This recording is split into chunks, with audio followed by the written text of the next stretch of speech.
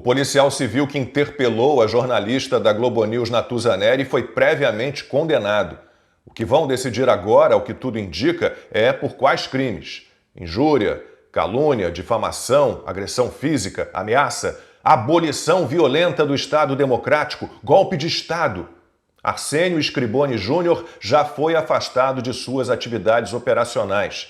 Enquadrado como bolsonarista e inimigo do Supremo Tribunal Federal, ele pode até ser incluído nos inquéritos ilegais do STF. Vai sobrar para a polícia, de um modo geral, vai sobrar para todo mundo. Vão dizer que as redes sociais precisam ser reguladas e que o Estado deve continuar atuando contra a liberdade de expressão. Preciso deixar claro que não defendo nenhum tipo de agressão, de ataque verdadeiro a ninguém. A questão é que ainda é muito cedo para saber o que realmente houve entre a jornalista e o policial num supermercado de São Paulo no penúltimo dia de 2024. As imagens do circuito interno de câmeras ainda não foram divulgadas e talvez nunca sejam, se a história envolvendo o ministro Alexandre de Moraes no aeroporto de Roma servir como modelo. As possíveis testemunhas também não foram ouvidas. Por enquanto, temos a palavra da jornalista contra a palavra do policial. Natuza diz que ouviu dele que ela e a emissora para a qual trabalha deveriam ser aniquiladas. Arsênio afirma que não praticou nenhuma infração penal, que não fez ameaças, apenas uma crítica ao trabalho da jornalista.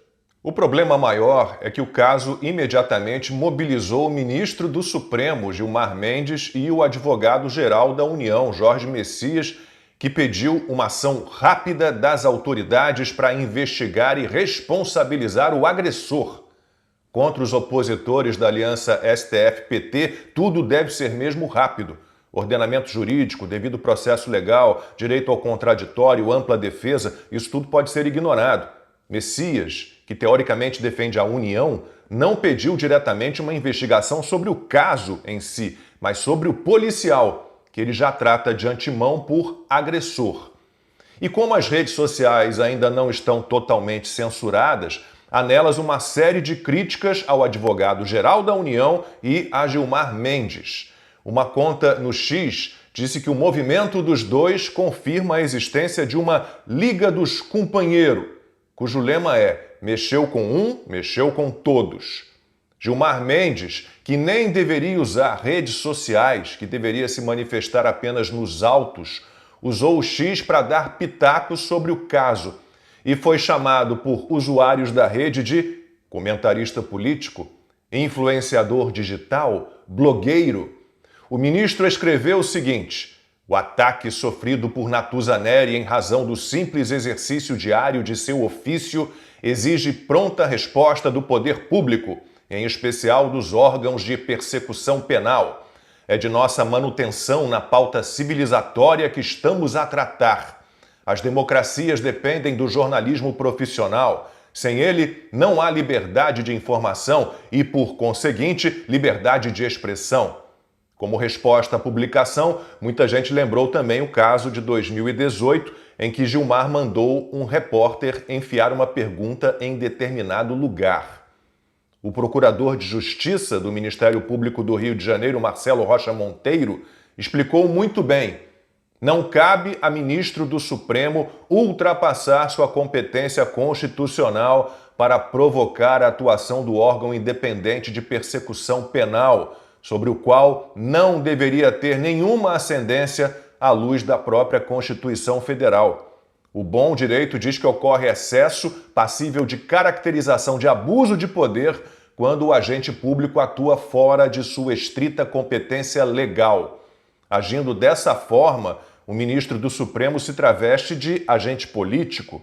Enquanto medidas legais não são tomadas contra esse tipo de comportamento, ele deveria, no mínimo, aceitar o que faz parte desse jogo, as críticas. E isso vale também para jornalistas que se entregam alucinadamente à militância política. Outra questão que precisa ser colocada: não houve apenas uma agressão verbal de Gilmar Mendes a um jornalista em 2018. No ano seguinte, o STF censurou o portal O Antagonista e a revista Cruzoé por conta de uma reportagem sobre o amigo do amigo de meu pai, no caso o ministro Dias Toffoli, baseada em depoimento de Marcelo Odebrecht. E a censura contra jornalistas e veículos de imprensa, principalmente os independentes, só aumentou.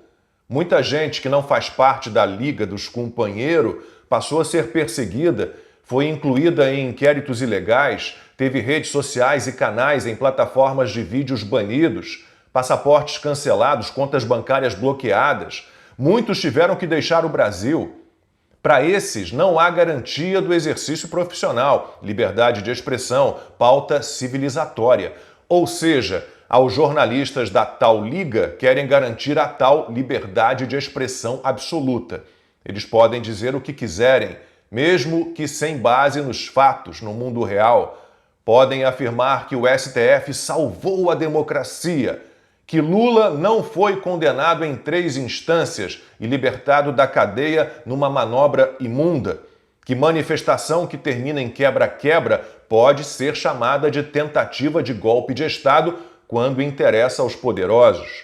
E que se cuidem os jornalistas sérios, que ainda não foram aniquilados e fazem críticas fundamentadas e ponderadas à aliança STF-PT. No seu encalço estarão o Supremo e a AGU, que, com Lula de novo na presidência, tem processado por crime de injúria muitos profissionais da imprensa.